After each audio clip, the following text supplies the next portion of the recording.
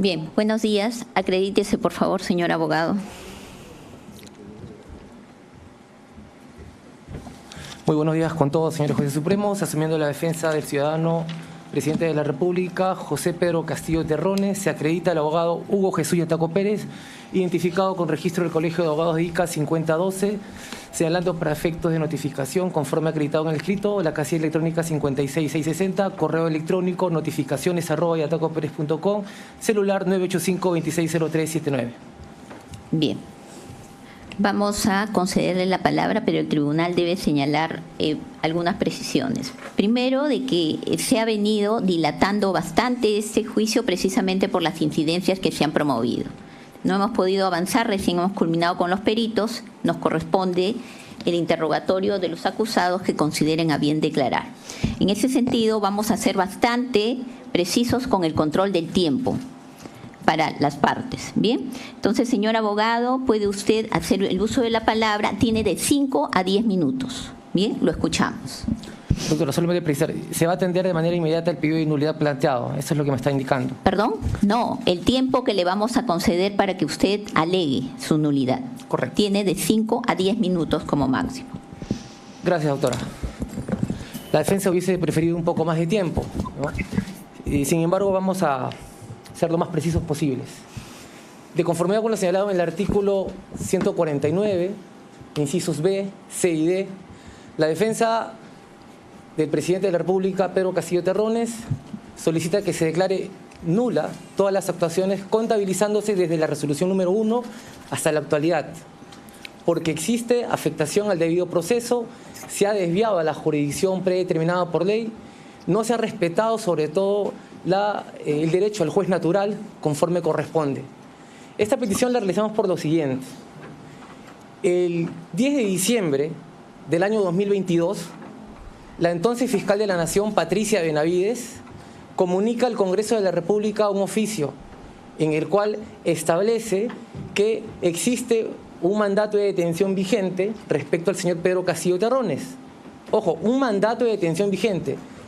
El día 10 de diciembre no comunica una denuncia constitucional, solo es un oficio. El día 11, el Congreso de la República lo que hace es dar trámite a ese oficio. Pero ojo, respecto a la situación jurídica del señor Pedro Castillo, en ningún momento se refiere a una denuncia constitucional. El día 12 de diciembre, en horas de la madrugada, el Congreso de la República aprueba una resolución de contenido penal sin que exista en ese momento denuncia constitucional, informe de precalificación de hechos y tampoco un informe que delimite los hechos que hoy deberían ser materia de juzgamiento. Situación que es insalvable, que en la actualidad no puede subsanarse y que en este primer extremo justificaría la nulidad. Siendo las 7:12 de la mañana del día 12 de diciembre, la fiscal de la Nación de ese entonces ingresa una denuncia constitucional de manera extemporánea y se incluye en ese momento al señor Pedro Castillo Terrones. Sin embargo, cuando se le da trámite a esta denuncia, lo que el Congreso establece es la sustracción de la materia y por lo tanto se puede acreditar, conforme a la documentación que hemos presentado, que nunca existió denuncia constitucional, informe de calificación de hechos que pudiera establecer cuáles son los hechos por los cuales formalmente se le va a sentenciar a mi patrocinado, sea en sentido absolutorio o condenatorio. Sobre este primer aspecto, planteo la interrogante a la Judicatura y a la Fiscalía aquí presente. ¿Puede haber sentencia condenatoria o incluso absolutoria sin que exista informe de calificación de hechos respecto a un procesado? ¿Puede haber acusación sin que exista informe de calificación de hechos? ¿Puede haber mandato de prisión preventiva sin que exista informe de calificación de hechos? No. Y la respuesta que respalda, o el marco legal que respalda este aspecto, es el artículo 449, inciso 1 del Código Procesal Penal, el cual establece las reglas para ese tipo de procesos de manera clara. No queda interpretación antojadiza de la defensa, ni de la Fiscalía, y mucho menos de la Judicatura, quien tendría que velar el cumplimiento estricto de este primer supuesto. Probablemente Fiscalía, cuando responda, establezca que el Tribunal Constitucional habría resuelto esta situación y habría indicado que se trataba de una situación anómala. Eso no es de recibo, para esta defensa por lo menos. Y no sería de recibo porque cuando el Tribunal Constitucional emite ese pronunciamiento, lo que hace es establecer un pronunciamiento en relación a la vacancia, pero en ningún momento habló sobre el trámite constitucional, parlamentario, levantamiento de fuero durante los 7 días de vigencia de la detención preliminar. Entonces, durante ese tiempo, 7 días que el juzgado de investigación preparatoria le otorgó al fiscal deteniendo ilegalmente a mi patrocinado, pudo haberse hecho la denuncia constitucional, pudo haberse hecho el informe de precalificación, pudo haberse corrido traslado a mi patrocinado para que pueda ejercer su derecho de defensa. Y al final la subcomisión de acusaciones constitucionales pudo haber emitido un informe estableciendo los hechos. Si no existe ese informe, señores jueces supremos, ¿cuál es la garantía en este momento para que mi patrocinado pueda defenderse? No entendemos cómo es que el juez de investigación preparatoria supremo aprobó la formalización sin antes verificar que no existía un informe de calificación. ¿En qué país? Y si eso le pasa a una persona que ocupó el más alto cargo de la nación, presidente de la República, fue nuestro presidente de todos. Si eso le pasa al señor Pedro Castillo Terrones, no me imagino qué le pueda pasar a una persona de a pie, a las muchas personas que se consideran injustamente procesadas. Respetemos las reglas, por lo menos en ese extremo, y podamos establecer de que en el Perú las reglas están para respetarse porque, reitero, esto no es una interpretación antojadiza de la defensa, está expresamente regulado en el 450, inciso 1. Primer punto de la nulidad. Segundo, el artículo 450, inciso 2, establece cómo tiene que conformarse el fuero. ¿Ya? Y esto es que efectivamente, de manera estricta, tienen que insistir o asistir en esta audiencia solo jueces supremos y fiscales supremos. Y de manera visible, y esta es la primera prueba irrefutable, y con el debido respeto a los señores fiscales aquí presentes, yo no entiendo, ¿ya?, qué hace presente acá el señor fiscal provincial. No hay mandato legal expreso para que él pueda estar acá. No pudiera actuar siquiera como interconsulto. No hay base legal y eso pido que la sala lo pueda corregir aceptando la nulidad. No podría estar. El señor fiscal adjunto supremo, que ha participado durante la mayor cantidad de audiencias, tampoco tiene la condición de fiscal supremo.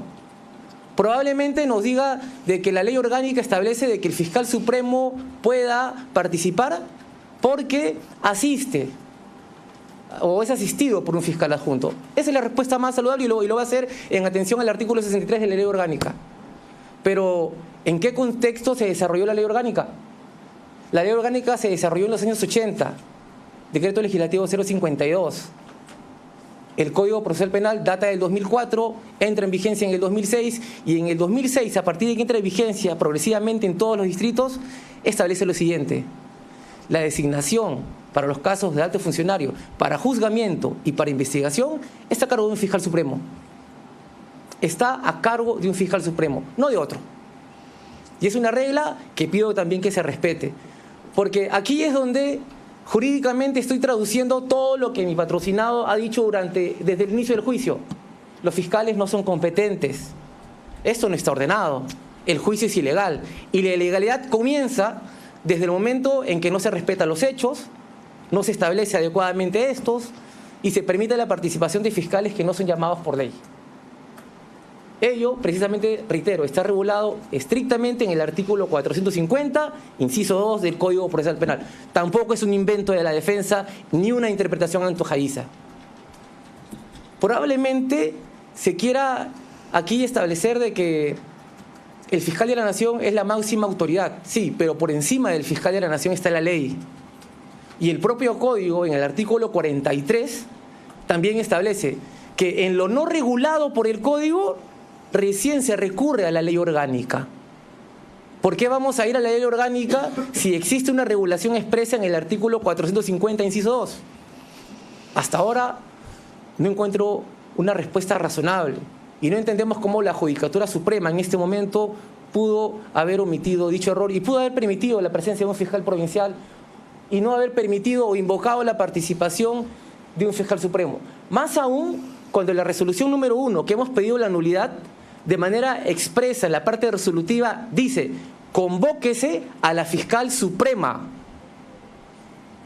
no autoriza a un fiscal adjunto supremo, no autoriza mucho menos a un fiscal provincial, y es más, en otras audiencias se ha visto a un fiscal de mucho menor jerarquía, un fiscal adjunto provincial, y todos sabemos que es de primer nivel, ¿ya? Pero eso, por temas de competencia, no podría habérsele permitido. Debió haberse llamado seriamente la atención al Ministerio Público, y esa es parte del reclamo justo que hace mi patrocinado, porque no se le está atendiendo de manera adecuada. Tercer aspecto de la nulidad, y esto es relacionado a la participación de los jueces aquí presentes. El propio artículo 450, inciso 2, establece que los jueces de la Sala Penal Especial, como en este caso, así como el juez supremo de investigación preparatoria, son designados entre los miembros de la Sala Penal de la Corte Suprema. Entre los miembros de la Sala Penal de la Corte Suprema. Hemos evidenciado, a partir de la resolución número 1, 2025, hacia atrás, emitida por la presidenta del Poder Judicial, ya, a través de un acto administrativo, designa a los jueces aquí presentes a través de ese acto administrativo. Entonces, la pregunta aquí es clara. Los jueces aquí presentes formaron parte de la Sala Penal Especial el año pasado como para poder tener facultades para poder concurrir a este juicio oral. Evidentemente la respuesta es no. ¿Por qué? Porque la resolución 1/2024 no los mantiene ustedes en la Sala Penal de la Corte Suprema. Igual verificamos las resoluciones anteriores. Para que la judicatura o los 3 jueces aquí presentes pudieran tener competencia, debieron haberse reunido los jueces supremos de la Sala Penal. Y resulta evidente. Sí. Resulta evidente. Se ha vencido su tiempo, señor abogado. Pido 2 minutos para concluir, por favor. 2 minutos. Gracias. Concluya. Gracias. 2 minutos. Entonces, la única manera de poder establecer que el fuero se ha respetado es en estricto cumplimiento del artículo 450, inciso 2. Y eso no sucedió. Porque la propia resolución 1/2025 establece que los señores jueces aquí presentes fueron designados por una resolución administrativa y no por los miembros de la Sala Penal Permanente. A manera de ejemplo, el doctor César San Martín pudo haber sido juez de juzgamiento o pudo haber sido juez de investigación preparatoria, pero designaron a un juez de investigación preparatoria, el doctor Cheklik, que no tenía esa investidura en ese momento. Por estas consideraciones y habiendo advertido que esto afecta de manera directa a los incisos B, C y D del artículo 150 del Código Procesal Penal, solicito que se declare fundado el pedido de nulidad, habiéndose afectado de manera irreparable, no siendo convalidable ningún acto, el fuero que le correspondía a mi patrocinado. Hagámoslo en un país democrático. Por favor, pido que se acceda al pedido, puesto que es la única manera de poder garantizar a todos los ciudadanos que las leyes escritas están para cumplirse. Gracias. Gracias, señor abogado.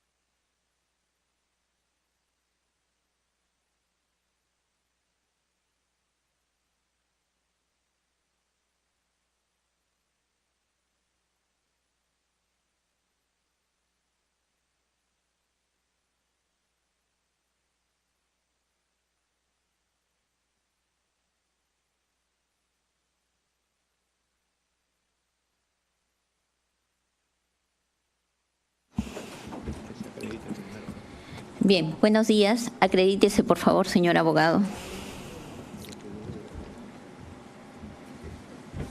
Muy buenos días con todos, señores jueces supremos. Asumiendo la defensa del ciudadano presidente de la República, José Pedro Castillo Terrones, se acredita el abogado Hugo Jesús Yataco Pérez, identificado con registro del Colegio de Abogados de ICA 5012, señalando para efectos de notificación, conforme acreditado en el escrito, la casilla electrónica 56660, correo electrónico notificaciones@yatacoperez.com, celular 985-260379. Bien. Vamos a concederle la palabra, pero el tribunal debe señalar algunas precisiones. Primero, de que se ha venido dilatando bastante este juicio precisamente por las incidencias que se han promovido. No hemos podido avanzar, recién hemos culminado con los peritos, nos corresponde el interrogatorio de los acusados que consideren a bien declarar. En ese sentido, vamos a ser bastante precisos con el control del tiempo para las partes. Bien, entonces, señor abogado, puede usted hacer el uso de la palabra, tiene de 5 a 10 minutos. Bien, lo escuchamos. Doctora, solamente precisar, se va a atender de manera inmediata el pedido de nulidad planteado, eso es lo que me está indicando. ¿Perdón? No, el tiempo que le vamos a conceder para que usted alegue su nulidad. Correcto. Tiene de 5 a 10 minutos como máximo. Gracias, doctora. La defensa hubiese preferido un poco más de tiempo, ¿no? Y sin embargo vamos a ser lo más precisos posibles. De conformidad con lo señalado en el artículo 149, incisos B, C y D, la defensa del presidente de la República, Pedro Castillo Terrones, solicita que se declare nula todas las actuaciones contabilizándose desde la resolución número 1 hasta la actualidad, porque existe afectación al debido proceso, se ha desviado a la jurisdicción predeterminada por ley, no se ha respetado sobre todo el derecho al juez natural conforme corresponde. Esta petición la realizamos por lo siguiente. El 10 de diciembre del año 2022, la entonces fiscal de la Nación, Patricia Benavides, comunica al Congreso de la República un oficio en el cual establece que existe un mandato de detención vigente respecto al señor Pedro Castillo Terrones. Ojo, un mandato de detención vigente.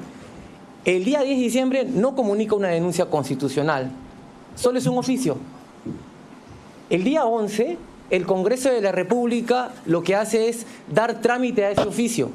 Pero ojo, respecto a la situación jurídica del señor Pedro Castillo, en ningún momento se refiere a una denuncia constitucional. El día 12 de diciembre, en horas de la madrugada, el Congreso de la República aprueba una resolución de contenido penal sin que exista en ese momento denuncia constitucional, informe de precalificación de hechos y tampoco un informe que delimite los hechos que hoy deberían ser materia de juzgamiento.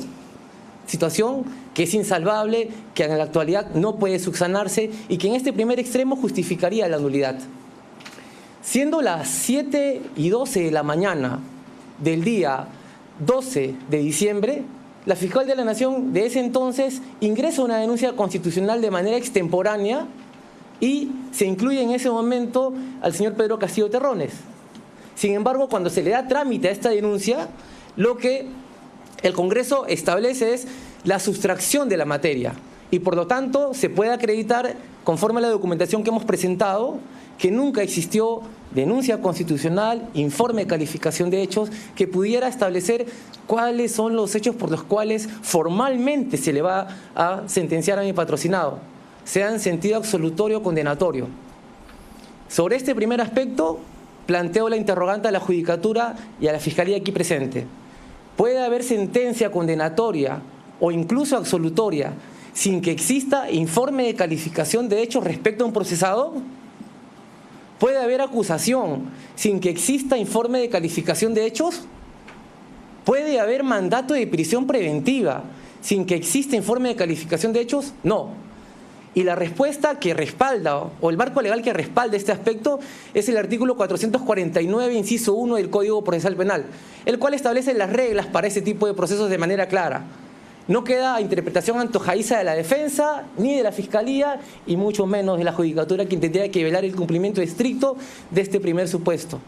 Probablemente Fiscalía, cuando responda, establezca que el Tribunal Constitucional habría resuelto esta situación y habría indicado que se trataba de una situación anómala. Eso no es de recibo, para esta defensa por lo menos. Y no sería de recibo porque cuando el Tribunal Constitucional emite ese pronunciamiento, lo que hace es establecer un pronunciamiento en relación a la vacancia, pero en ningún momento habló sobre el trámite constitucional, parlamentario, levantamiento de fuero durante los 7 días de vigencia de la detención preliminar.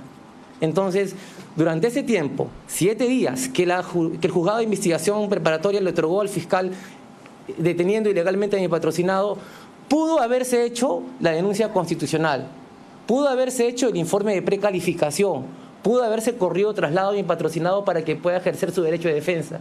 Y al final la Subcomisión de Acusaciones Constitucionales pudo haber emitido un informe estableciendo los hechos. Si no existe ese informe, señores jueces supremos, ¿cuál es la garantía en este momento para que mi patrocinado pueda defenderse? No entendemos cómo es que el juez de investigación preparatoria supremo aprobó la formalización sin antes verificar que no existía un informe de calificación. ¿En qué país? Y si eso le pasa a una persona que ocupó el más alto cargo de la nación, presidente de la República, fue nuestro presidente de todos. Si eso le pasa al señor Pedro Castillo Terrones, no me imagino qué le pueda pasar a una persona de a pie, a las muchas personas que se consideran injustamente procesadas.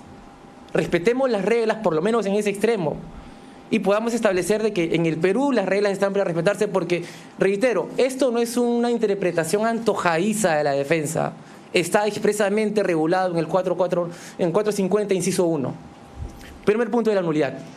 Segundo, el artículo 450, inciso 2, establece cómo tiene que conformarse el fuero. ¿Ya? Y esto es que efectivamente, de manera estricta, tienen que insistir o asistir en esta audiencia solo jueces supremos y fiscales supremos. Y de manera visible, y esta es la primera prueba irrefutable, y con el debido respeto a los señores fiscales aquí presentes, yo no entiendo, ¿ya?, qué hace presente acá el señor fiscal provincial. No hay mandato legal expreso para que él pueda estar acá. No pudiera actuar siquiera como interconsulto. No hay base legal, y eso pido que la sala lo pueda corregir aceptando la nulidad. No podría estar. El señor fiscal adjunto supremo, que ha participado durante la mayor cantidad de audiencias, tampoco tiene la condición de fiscal supremo. Probablemente nos diga de que la ley orgánica establece de que el fiscal supremo pueda participar porque asiste o es asistido por un fiscal adjunto. Esa es la respuesta más saludable y lo va a hacer en atención al artículo 63 de la ley orgánica. Pero, ¿en qué contexto se desarrolló la ley orgánica? La ley orgánica se desarrolló en los años 80, decreto legislativo 052. El Código Procesal Penal data del 2004, entra en vigencia en el 2006 y en el 2006, a partir de que entra en vigencia progresivamente en todos los distritos, establece lo siguiente: la designación para los casos de alto funcionario, para juzgamiento y para investigación, está a cargo de un fiscal supremo. Está a cargo de un fiscal supremo, no de otro.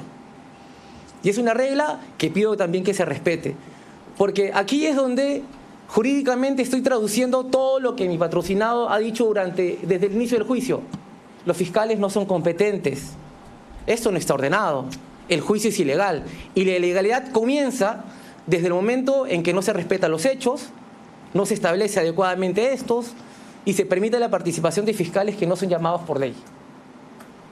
Ello, precisamente, reitero, está regulado estrictamente en el artículo 450, inciso 2 del Código Procesal Penal.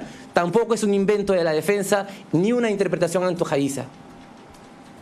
Probablemente se quiera aquí establecer de que el fiscal de la Nación es la máxima autoridad. Sí, pero por encima del fiscal de la Nación está la ley.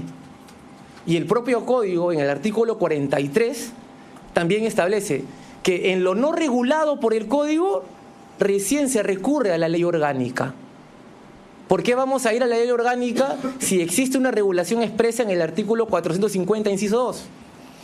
Hasta ahora no encuentro una respuesta razonable y no entendemos cómo la Judicatura Suprema en este momento pudo haber omitido dicho error y pudo haber permitido la presencia de un fiscal provincial y no haber permitido o invocado la participación de un fiscal supremo. Más aún cuando la resolución número 1, que hemos pedido la nulidad, de manera expresa en la parte resolutiva dice: convóquese a la fiscal suprema no autoriza a un fiscal adjunto supremo, no autoriza mucho menos a un fiscal provincial, y es más, en otras audiencias se ha visto a un fiscal de mucho menor jerarquía, un fiscal adjunto provincial, y todos sabemos que es de primer nivel, ¿ya? Pero eso, por temas de competencia, no podría habérsele permitido. Debió haberse llamado seriamente la atención al Ministerio Público, y ese es parte del reclamo justo que hace mi patrocinado, porque no se le está atendiendo de manera adecuada. Tercer aspecto de la nulidad, y esto es relacionado a la participación de los jueces aquí presentes. El propio artículo 450, inciso 2, establece que los jueces de la Sala Penal Especial, como en este caso, así como el juez supremo de investigación preparatorias, son designados entre los miembros de la Sala Penal de la Corte Suprema. Entre los miembros de la Sala Penal de la Corte Suprema. Hemos evidenciado, a partir de la resolución número 1, 2025, hacia atrás, emitida por la presidenta del Poder Judicial, ya, a través de un acto administrativo, designa a los jueces aquí presentes a través de ese acto administrativo. Entonces, la pregunta aquí es clara. Los jueces aquí presentes formaron parte de la Sala Penal Especial el año pasado como para poder tener facultades para poder concurrir a este juicio oral. Evidentemente la respuesta es no. ¿Por qué? Porque la resolución 1/2024 no los mantiene ustedes en la Sala Penal de la Corte Suprema. Igual verificamos las resoluciones anteriores. Para que la judicatura o los 3 jueces aquí presentes pudieran tener competencia, debieron haberse reunido los jueces supremos de la Sala Penal. Y resulta evidente. Sí. Resulta evidente. Se ha vencido su tiempo, señor abogado. Pido 2 minutos para concluir, por favor. 2 minutos. Gracias. Concluya. Gracias. 2 minutos. Entonces, la única manera de poder establecer que el fuero se ha respetado es en estricto cumplimiento del artículo 450, inciso 2. Y eso no sucedió.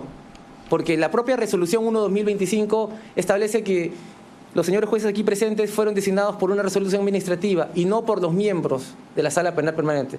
A manera de ejemplo, el doctor César San Martín pudo haber sido juez de juzgamiento o pudo haber sido juez de investigación preparatoria, pero designaron a un juez de investigación preparatoria, el doctor Cheklik, que no tenía esa investidura en ese momento. Por estas consideraciones y habiendo advertido que esto afecta de manera directa a los incisos B, C y D del artículo 150 del Código Procesal Penal, solicito que se declare fundado el pedido de nulidad, habiéndose afectado de manera irreparable, no siendo convalidable ningún acto, el fuero que le correspondía a mi patrocinado. Hagámoslo en un país democrático. Por favor, pido que se acceda al pedido, puesto que es la única manera de poder garantizar a todos los ciudadanos que las leyes escritas están para cumplirse. Gracias. Gracias, señor abogado.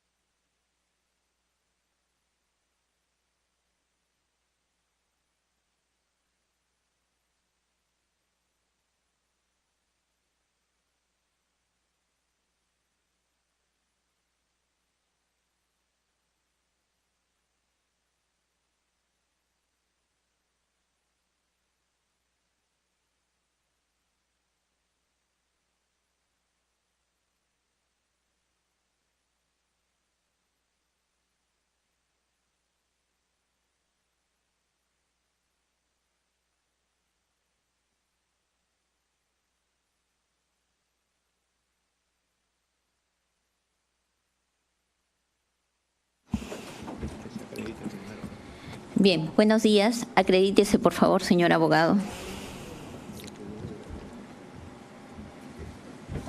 Muy buenos días con todos, señores jueces supremos. Asumiendo la defensa del ciudadano presidente de la República, José Pedro Castillo Terrones, se acredita el abogado Hugo Jesús Yataco Pérez, identificado con registro del Colegio de Abogados de ICA 5012, señalando para efectos de notificación, conforme acreditado en el escrito, la casilla electrónica 56660, correo electrónico notificaciones@yatacoperez.com, celular 985-260379. Bien. Vamos a concederle la palabra, pero el tribunal debe señalar algunas precisiones. Primero, de que se ha venido dilatando bastante este juicio precisamente por las incidencias que se han promovido. No hemos podido avanzar, recién hemos culminado con los peritos, nos corresponde el interrogatorio de los acusados que consideren a bien declarar. En ese sentido, vamos a ser bastante precisos con el control del tiempo para las partes. Bien, entonces, señor abogado, puede usted hacer el uso de la palabra, tiene de 5 a 10 minutos. Bien, lo escuchamos. Doctora, solamente precisar, se va a atender de manera inmediata el pedido de nulidad planteado, eso es lo que me está indicando. ¿Perdón? No, el tiempo que le vamos a conceder para que usted alegue su nulidad. Correcto. Tiene de 5 a 10 minutos como máximo. Gracias, doctora. La defensa hubiese preferido un poco más de tiempo, ¿no? Y sin embargo, vamos a ser lo más precisos posibles.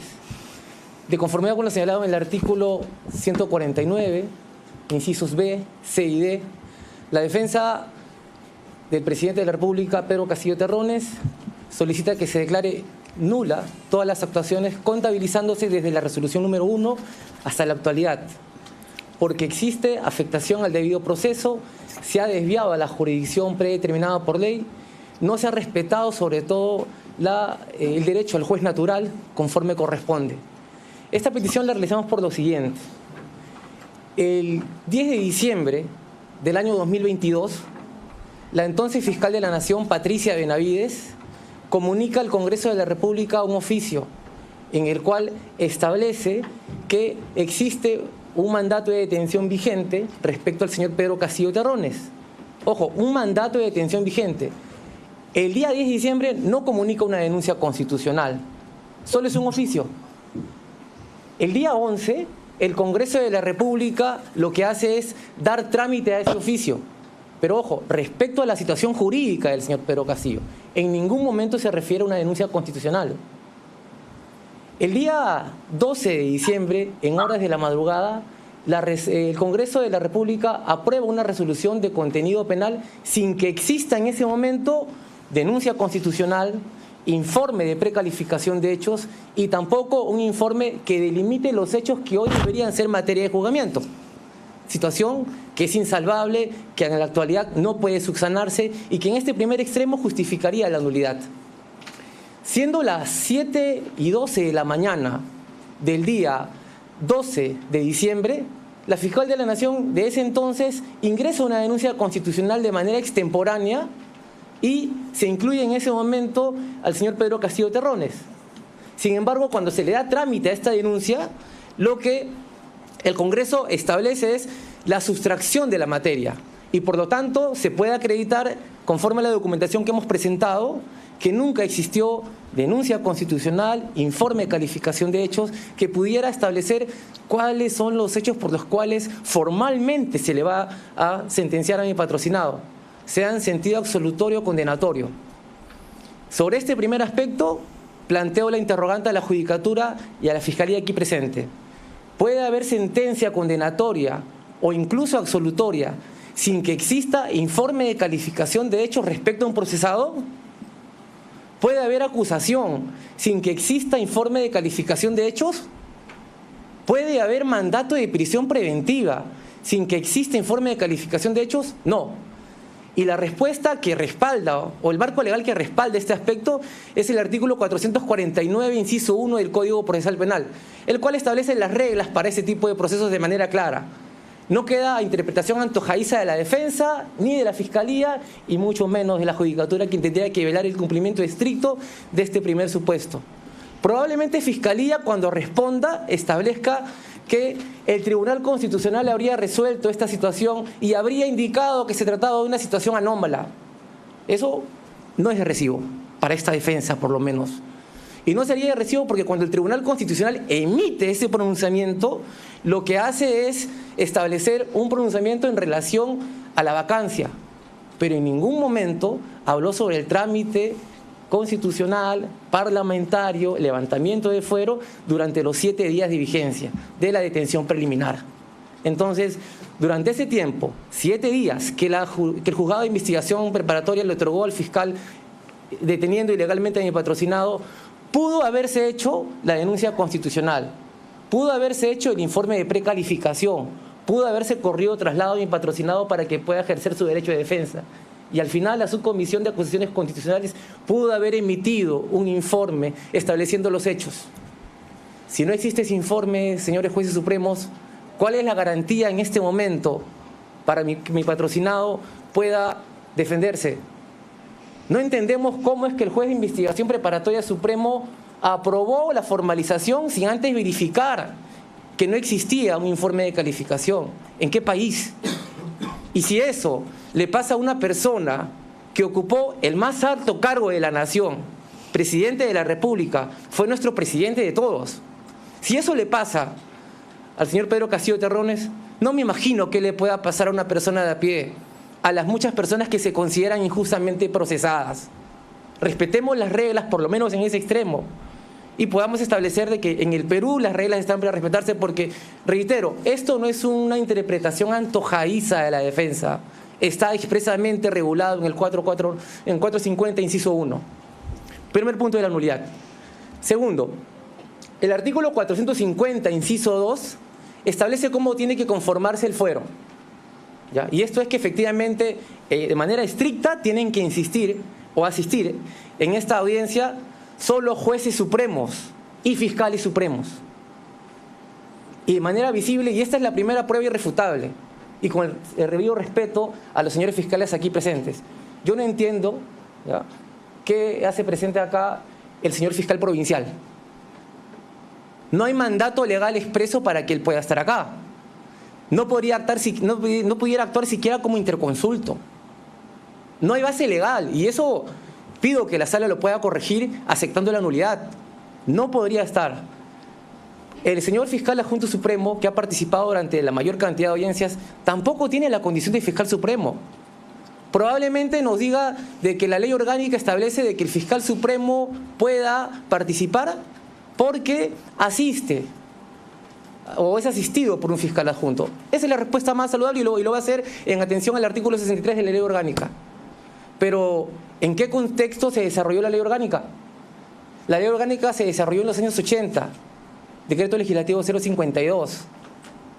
El Código Procesal Penal data del 2004, entra en vigencia en el 2006 y en el 2006, a partir de que entra en vigencia progresivamente en todos los distritos, establece lo siguiente: la designación para los casos de alto funcionario, para juzgamiento y para investigación, está a cargo de un fiscal supremo. Está a cargo de un fiscal supremo, no de otro. Y es una regla que pido también que se respete, porque aquí es donde jurídicamente estoy traduciendo todo lo que mi patrocinado ha dicho desde el inicio del juicio. Los fiscales no son competentes, esto no está ordenado, el juicio es ilegal, y la ilegalidad comienza desde el momento en que no se respetan los hechos, no se establece adecuadamente estos y se permite la participación de fiscales que no son llamados por ley. Ello, precisamente, reitero, está regulado estrictamente en el artículo 450, inciso 2 del Código Procesal Penal. Tampoco es un invento de la defensa ni una interpretación antojadiza. Probablemente se quiera aquí establecer de que el fiscal de la Nación es la máxima autoridad. Sí, pero por encima del fiscal de la Nación está la ley. Y el propio Código, en el artículo 43, también establece que en lo no regulado por el Código, recién se recurre a la ley orgánica. ¿Por qué vamos a ir a la ley orgánica si existe una regulación expresa en el artículo 450, inciso 2? Hasta ahora no encuentro una respuesta razonable y no entendemos cómo la Judicatura Suprema en este momento pudo haber omitido dicho error y pudo haber permitido la presencia de un fiscal provincial y no haber permitido o invocado la participación de un fiscal supremo. Más aún cuando la resolución número 1, que hemos pedido la nulidad, de manera expresa en la parte resolutiva dice: convóquese a la fiscal suprema no autoriza a un fiscal adjunto supremo, no autoriza mucho menos a un fiscal provincial, y es más, en otras audiencias se ha visto a un fiscal de mucho menor jerarquía, un fiscal adjunto provincial, y todos sabemos que es de primer nivel, ¿ya? Pero eso, por temas de competencia, no podría habérsele permitido. Debió haberse llamado seriamente la atención al Ministerio Público, y ese es parte del reclamo justo que hace mi patrocinado, porque no se le está atendiendo de manera adecuada. Tercer aspecto de la nulidad, y esto es relacionado a la participación de los jueces aquí presentes.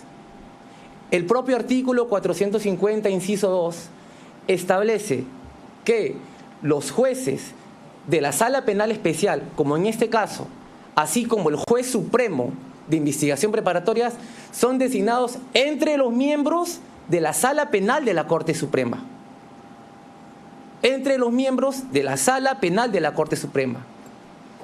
Hemos evidenciado, a partir de la resolución número 1, 2025, hacia atrás, emitida por la presidenta del Poder Judicial, ¿ya? A través de un acto administrativo, designa a los jueces aquí presentes a través de ese acto administrativo.